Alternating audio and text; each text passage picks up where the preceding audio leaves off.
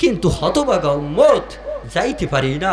আজান দেয় যেন আমাকে কে ডাইকা, কে যেন ডাইকা যেন অন্য দিকে নিয়ে যায়। বড় দুঃখ পায় রসুল, বড় কষ্ট পায়, যেই নামাজের জন্য এত ত্যাগ তিতিক্ষা ছিল রসুলের।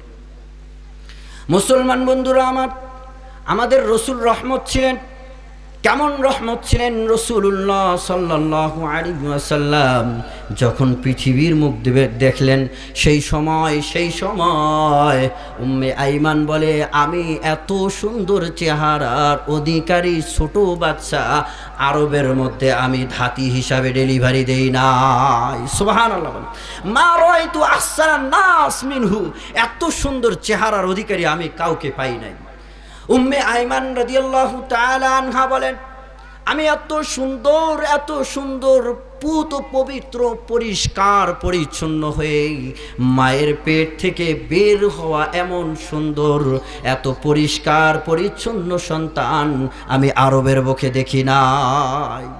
আনজাফা মিনহু, তার থেকে এত পরিষ্কার। তার মানে হলো রাসূলুল্লাহ সাল্লাল্লাহু আলাইহি ওয়াসাল্লাম যখন দুনিয়াতে এসেছেন একদম শরীরটা পরিষ্কার হয়ে এসেছিলেন। চিল্লা বলেন সুবহানাল্লাহ। যখন ডেলিভারি হয় তখন ঘরের একটু দুর্গন্ধ হয়, তাই কিনা? কিন্তু আমেনা আলাইহিস সালাম বলতেছেন, যখন আমার এই সন্তান ঘরে এসেছে ওই সময় আমার ঘরটা সুগন্ধিত। চিল্লা বলেন সুবহানাল্লাহ। কোনো পারফিউমস ব্যবহার করি নাই, ঘরটা সুগন্ধিত হয়ে গেছে। চিল্লা বলেন সুবহানাল্লাহ। এরপরে যখন রাসূলুল্লাহ সাল্লাল্লাহু আলাইহি ওয়াসাল্লামকে আব্দুল মুত্তালিব যখন শুনলেন আমার ছেলে সন্তান হয়েছে, এবার এসে যখন বৌমাকে বলে আমার সেই নাতিরে আমারে দিয়া দাও, যখন দিয়েছে তখন আব্দুল মুত্তালিব বিশ্বনবীকে কোলে নিয়ে জাবালের উবাইসের উপরে চলে গেছেন। গিয়া সেখানে রাসূলুল্লাহ সাল্লাল্লাহু আলাইহি ওয়াসাল্লামকে তাপ দিচ্ছিলেন। এই জন্য ছোট বাচ্চাদের ভিটামিন ডির খুব প্রয়োজন হয়, খুব ডির প্রয়োজন হয় হাড়গুলো মজবুত হওয়ার জন্য। যার কারণে দেখবেন ওই হাড় ফিজিওলজিক্যাল যেটা লো বলা হয়, হাড় একটু বাঁকা হয়, অনেকদের তো ওই জুতা পরাইতে হয়। এটার পিছনে কারণ ডি এর অভাব। সকাল 10টা পর্যন্ত সূর্যের যে তাপটা হয়, এটা ছোট্ট সন্তানদের জন্য যত ভিটামিন ডি আল্লাহ পাক দিয়েছেন, যত ফল ফ্রুট ঔষধ ত্যান যা কিছু আছে, যত এই ডির যত কাজ করতে পারে তার সাথে হাই পাওয়ারের মনে করেন যে ভিটামিন ডি এর কাজ করে সকাল থেকে 10টা পর্যন্ত সূর্যের তাপ। চিল্লায়া বলেন সুবহানাল্লাহ। তো রাসূলুল্লাহ সাল্লাল্লাহু আলাইহি ওয়াসাল্লামকে নিয়ে গেছেন সূর্যের তাপ দেওয়ার জন্য। তো আব্দুল মুত্তালিব বলে, আমি দেখতেছি যে সূর্যের তাপটা একটু বেশি, তো দেখি যে সূর্যের তাপ আমাকে লাগে, কিন্তু আমার এই সন্তানের গায়ে ছায়া দেয় যেন একটা ছায়া। চিল্লায়া বলেন সুবহানাল্লাহ। সেই নবীর উম্মত আমরা, কি রহমাতাল লিল আলামিন ছিল, কেমন রহমাতাল লিল আলামিন ছিল। রাসূলুল্লাহ সাল্লাল্লাহু আলাইহি ওয়াসাল্লাম যখন পৃথিবীতে আসেন, সুয়াইবা ডেলিভারির সহযোগিতায় ছিলেন। এই সংবাদ দৌড়াইয়া গিয়া সুয়াইবার মালিক নাম ছিল আবুল আহাব, চেনেননি? আবুল আহাব দেখছেন আপনারা? দেখি নাই, ভালো করে চিনি। ব্রিটিশ খাটাইশের খাটাইশ, কথা বলেন ঠিক কিনা? রসুলকে যে কষ্ট দিয়েছে দুইজন মিলা, ইরি বাপরে বাপ। এই আবুল আহাবকে যায় খবর দিছে যে আপনার তো সেই মনে করেন যে ভাতিজা মুহাম্মদ দুনিয়ার মুখে চলে আসছে। তখন ওই আবুল আহাব এই খুশির সংবাদে আতাকাহা, হাত দিয়া ইশারা করে বলছে, যাও তোমাকে কি করে দিলাম, তুমি সুসংবাদ দিলা, তোমাকে আমি আজাদ করে দিলাম। চিল্লা বলেন সুবহানাল্লাহ। কার খুশিতে? রাসূলুল্লাহ সাল্লাল্লাহু আলাইহি সাল্লামের আগমনের খুশিতে। ফাথুল বাড়ির মধ্যে ইবনে হাজার আসকালানী রহমতুল্লাহ আলাইহি বলেন, এই হাদিসের তাফসীর করতে গিয়া তিনি বলেন, আবুল আহাব দুনিয়া থেকে চলে যাওয়ার পর তাকে স্বপ্নে দেখে, তাকে মিন আহলি বাইতিহি, তার পরিবারের মধ্যে থেকে কেউ তাকে স্বপ্নে দেখলে তখন তারে জিজ্ঞাসা করে, বিশার হালিন, খারাপ অবস্থায় দেখে তারে জিজ্ঞাসা করে, তোমার কি অবস্থা?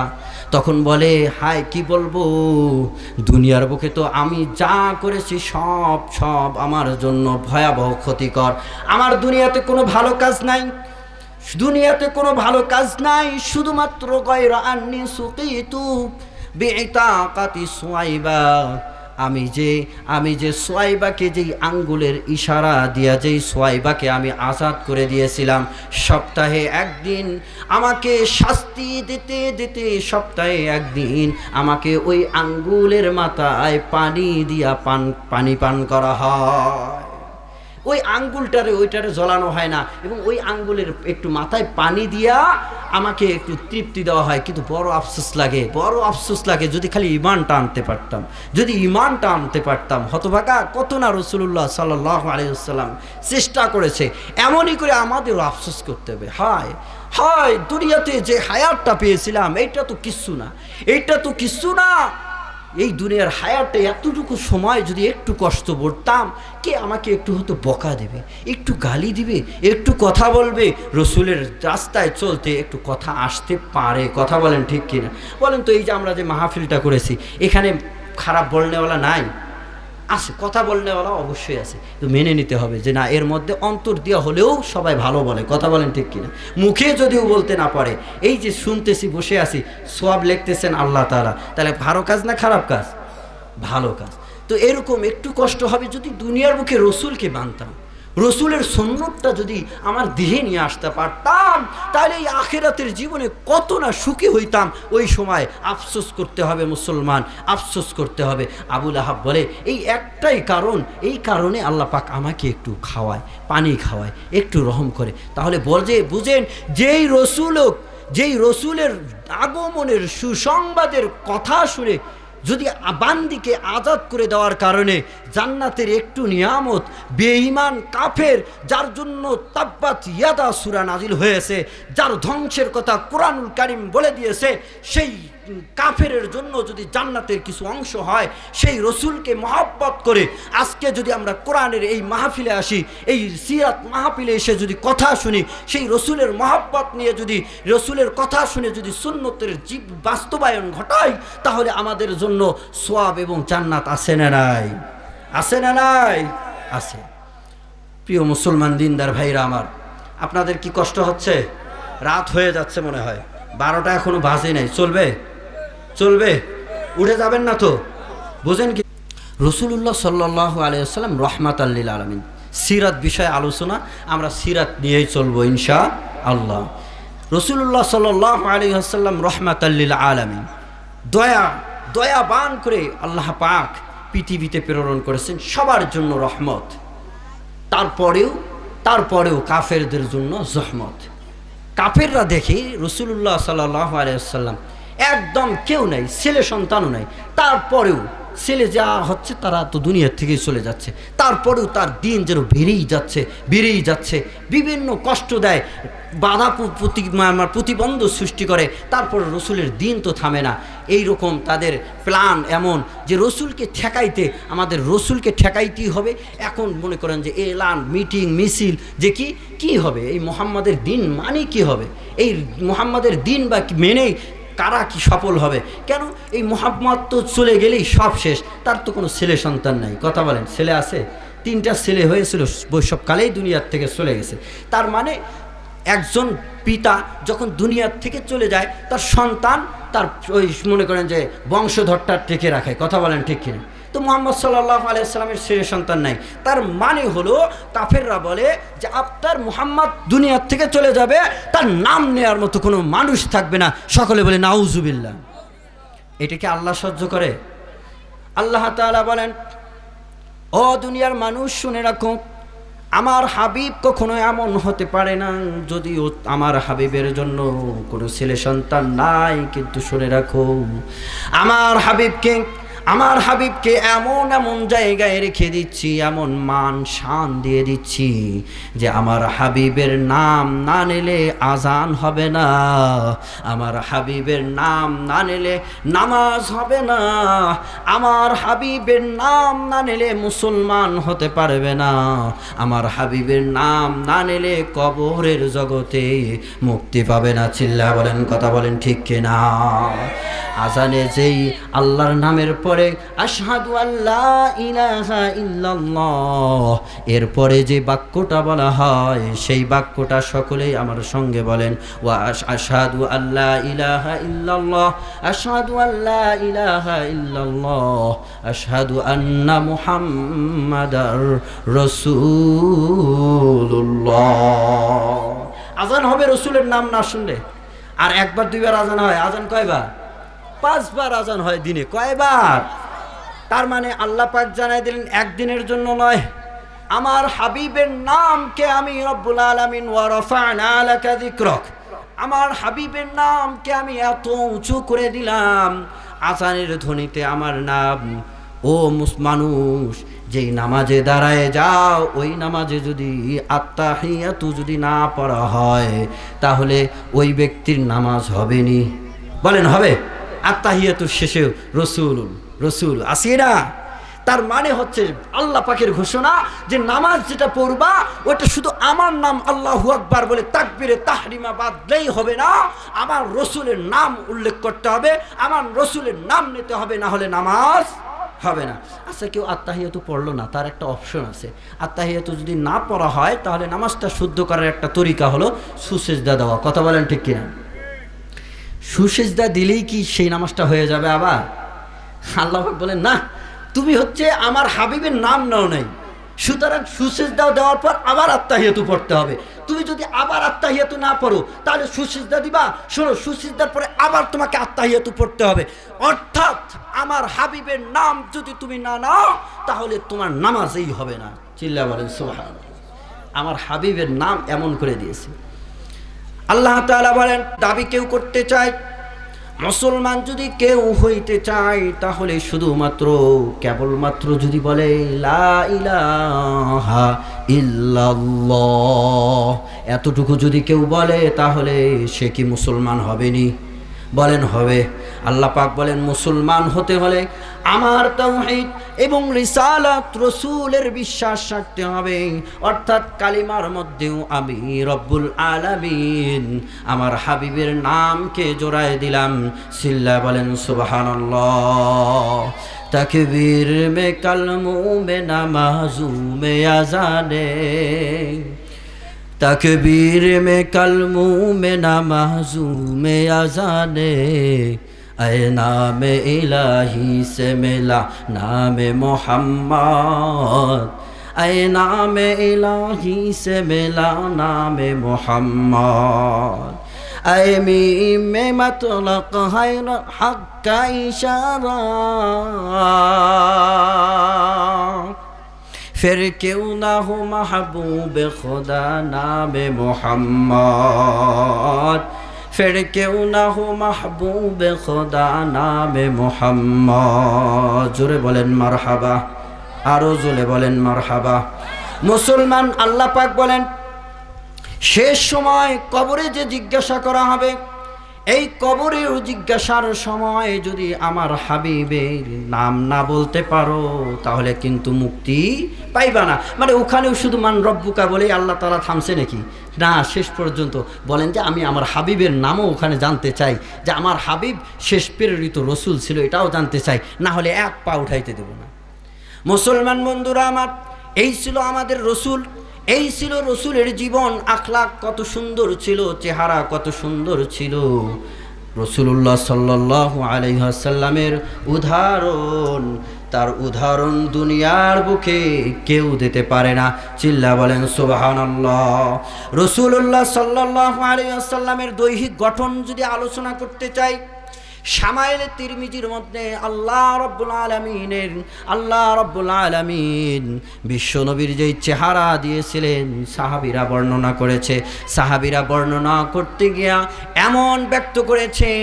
এমন ভাবে ব্যক্ত করেছে রাসূলুল্লাহ সাল্লাল্লাহু আলাইহি ওয়াসাল্লাম লম্বাও ছিলেন না, খাটোও ছিলেন না। তাহলে কি ছিলেন? কথা বলেন, কি ছিলেন? লম্বাও ছিলেন না, খাটোও ছিলেন না। তার মানে লম্বা বললেও সমস্যা আছে, খাটো ছিল বললেও সমস্যা আছে। এই জন্য বাররা ইবনে আযিব রাদিয়াল্লাহু তাআলা আনহু বলেন যে রাসূলুল্লাহ সাল্লাল্লাহু আলাইহি ওয়াসাল্লাম এত সুন্দর ছিলেন যে তার দুনিয়াতে উদাহরণ ছিল না। কেমন ছিলেন? লা বিল তাওয়িলিল বাইন ওয়ালা বিল কাসির, মানে একদম লম্বাও বেশি ছিলেন না, খাটোও ছিলেন না। মানে বেশি লম্বা হলে খারাপ দেখা যাবে, বেশি খাটো হলে খারাপ দেখা যাবে, মানে মধ্যম পন্থায় ছিলেন। অর্থাৎ সংক্ষিপ্ত ব্যাখ্যা হলো যে মানুষ, একটা মানুষের জন্য লম্বাই যতটুকু হলে ভালো দেখা যায়, একদম খুব সুন্দর দেখা যায়, এমন ছিলেন রাসূলুল্লাহ সাল্লাল্লাহু আলাইহি ওয়াসাল্লাম। নাকের বর্ণনা দেখতে গিয়ে ওই রকমই বলা হয়, বলে নাকটা একটু উঁচা ধরনের ছিল। আহা, উঁচা যদি হয় তাহলে তো উঁচা নাক, এটা খারাপ দেখা যায়, তাই কি না? আবার বলে যে না একটু বেটে ছিল না, উঁচা ছিল মানে বলে বেটে ছিল না। বেটে নাক থাকলে আমরা বলি থ্যাবড়া নাক, তাই কি না? তো ওটাও তো খারাপ দেখা যাবে। তো বলেন জানা বেটেও ছিল না, মধ্যম ছিল, যেটা দেখতে ভালো দেখা যায়।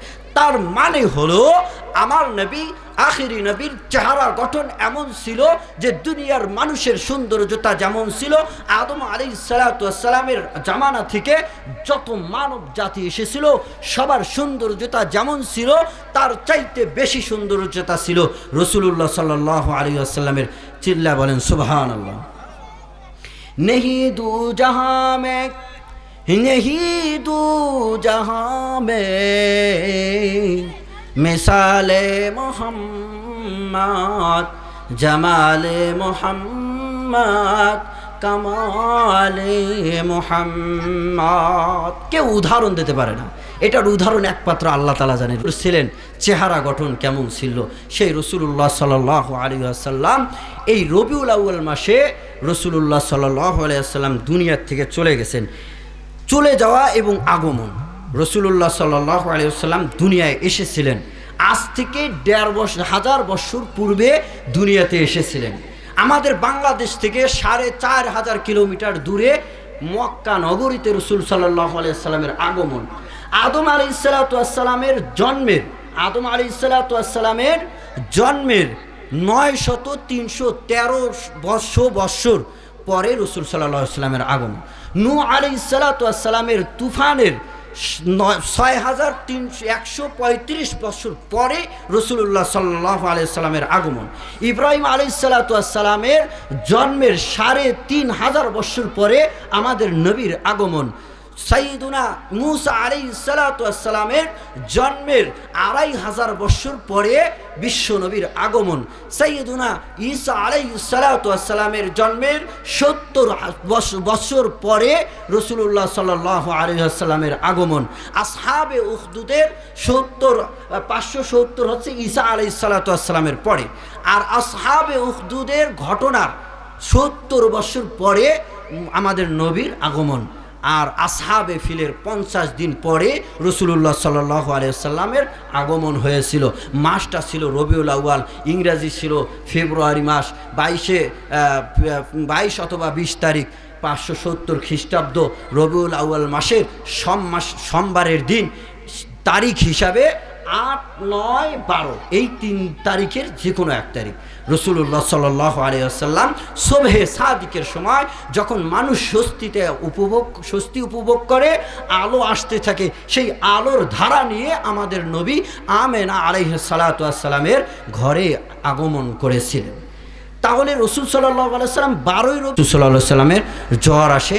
এই জ্বর রোগ বিশেষ করে ছিল রাসূলুল্লাহ সাল্লাল্লাহু আলাইহি ওয়াসাল্লাম ১৬ মনে করেন যে ৮ দিন ১২ দিন এরকম বলা হয় যে অসুস্থ ছিলেন।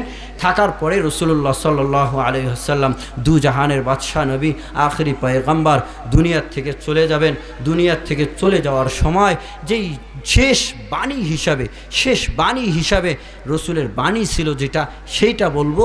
আর রসুলের আমল হিসাবে যে আমলটা ছিল, এই আমলটা দিয়ে আমি আমার আলোচনা শেষ করব।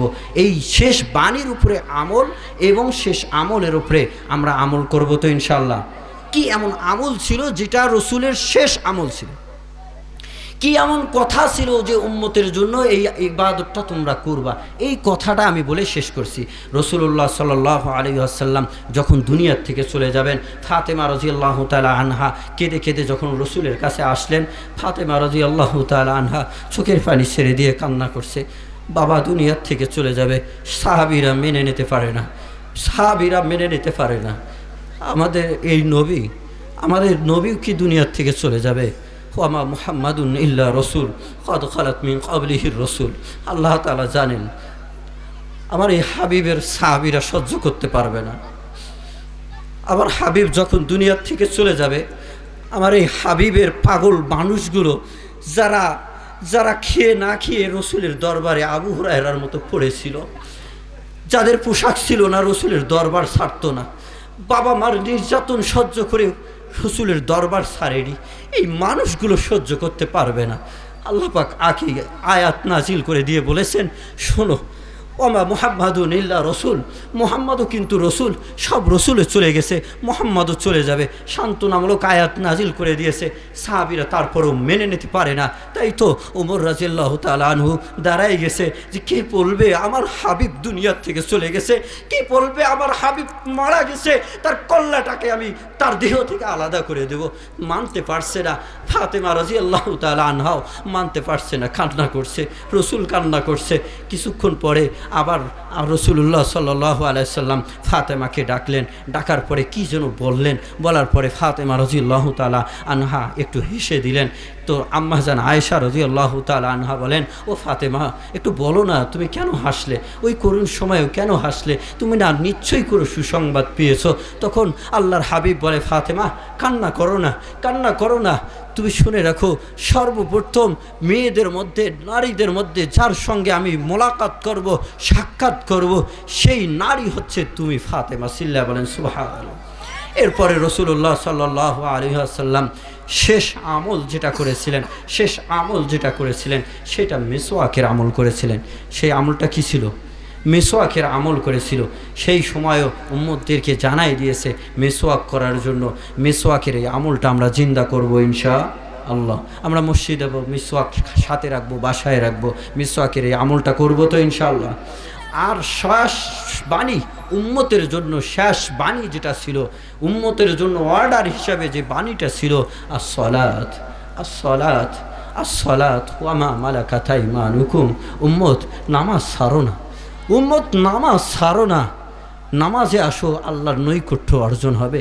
নামাজে আসো, আমার সঙ্গে সাক্ষাৎ হবে, আমার সুপারিশ পাইবা। এই জন্য উম্মত আমরা একটু চেষ্টা করি না, আজকের ফজর থেকে নিয়ে আমার লাইফটাকে একটু চেঞ্জ করে ফজরে আমরা মসজিদে যাব। কারা কারা হাত দুইটা উঁচু করে দেখেন, হাত দুইটা। আল্লাহ আল্লাহ তোমার এই বান্দাদেরকে কবুল করো। আল্লাহ আল্লাহ ৫ ওয়াক্ত নামাজের তুমি মাধ্যম এই মাহফিলটায় বানায়া দাও, আজ থেকে যেন সবাই ৫ ওয়াক্ত নামাজ পড়তে পারে, সেই তৌফিক দান করো। আর একটা আমল দিয়েছেন রাসূলুল্লাহ সাল্লাল্লাহু আলাইহি ওয়াসাল্লাম। রসুল জানেন যে দুইটা জিনিসের মধ্যে কি ঘাটতি না হবে আমার উম্মতের, এটা জানার কারণেই জেনে দিচ্ছেন যে তোমাদের অধীনস্থ যারা হবে তাদের কিন্তু খেয়াল করবে।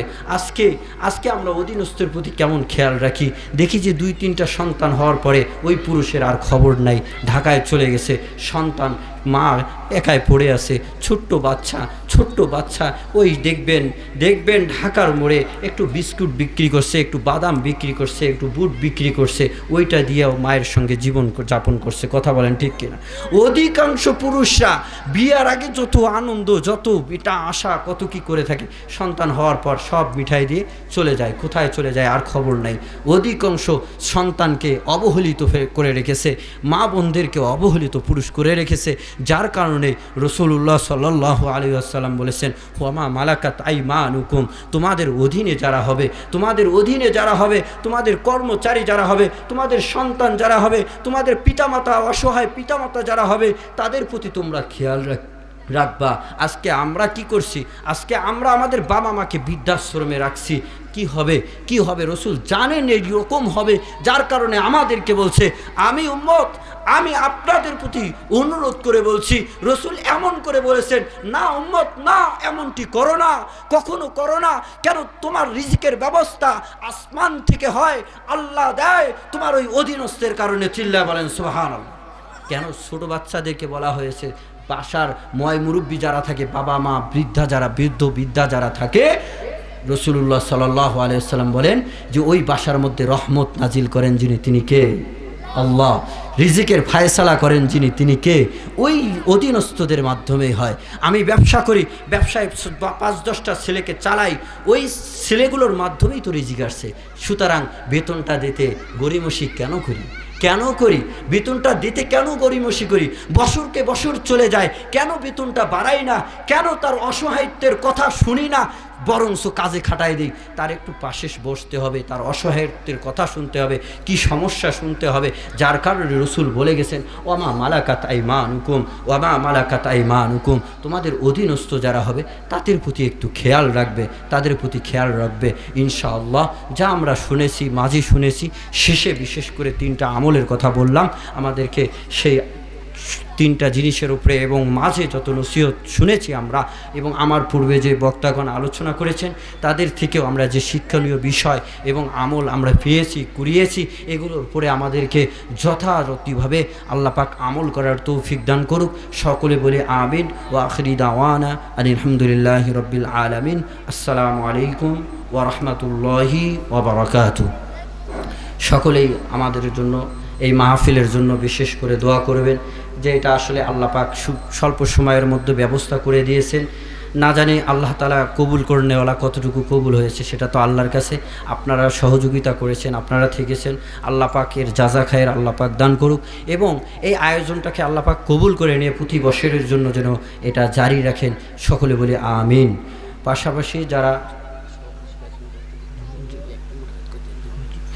পাশাপাশি যারা শ্রম দিয়েছেন তাদেরকে আল্লাহ পাক জাযা খায়ের দান করুক। বিশেষ করে স্পোর্টিং ক্লাব ইনারা ভাইরা আমাদের খুবই সহযোগিতা করেছেন, ওনাদেরকে আল্লাহ পাক জাযা খায়ের দান করুক। সকলে বলি আমিন। আমাদের মাননীয় সভাপতি সাহেব আমাদের কাছে উপস্থিত ছিলেন, এই বয়সেও আমরা তার কৃতজ্ঞতা পালন করি, শুকরিয়া জ্ঞাপন করি, মানে তার দীর্ঘায়ু হায়াত কামনা করি, সুস্থতা দোয়া করি আল্লাহ পাক যেন সুস্থ রেখে জাতির খিদমত করার তৌফিক দান করেন। সকলে বলি আমিন।